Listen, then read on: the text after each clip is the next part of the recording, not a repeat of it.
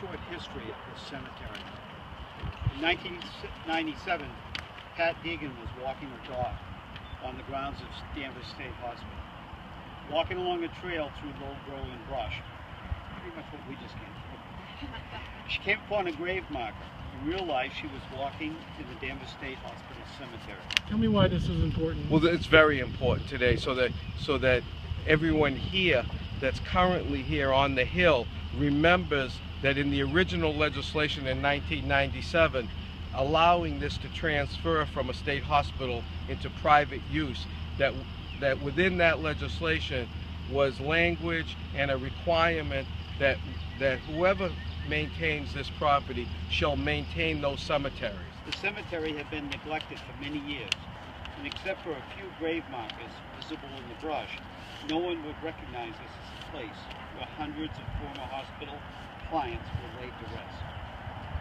In 1988, Ms. Deegan formed the Danvers State Memorial Committee, which consisted of 60 ex-patients and allies working on clearing and restoring both of the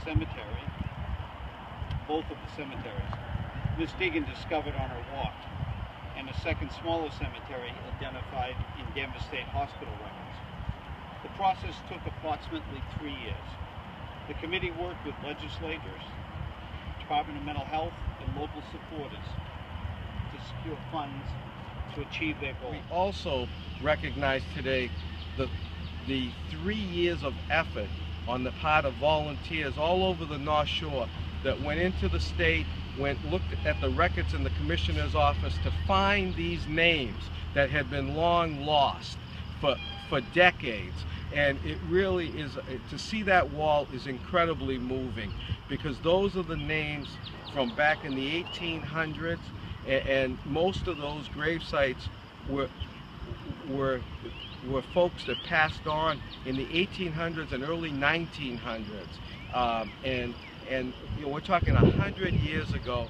In the spring of 2002, funding was given to establish a wall at both sites with the names of those who could not be identified by a number. The committee also influenced an agreement between the Department of Mental Health and the current owner to continue to keep both sites clean. There are 770 graves between both sites. The large cemetery has 677 people buried, with 542 identified, and 354 have matching names to their numbers. The smaller cemetery has 93 numbered markers with 84 identified, but the names could not be matched with the markers. And it's a memory, it's a living, those stones are what we remember and can go back to remember what we had here, which was a wonderful intention, but really an era that needed to end. And now, hopefully, people will be served far better in the community. Today, we come together for the second time to honor the people buried here, acknowledge the hard work and commitment of the Danvers State Hospital Memorial Committee, and be mindful of both how much has been learned from the legacy of those who have lived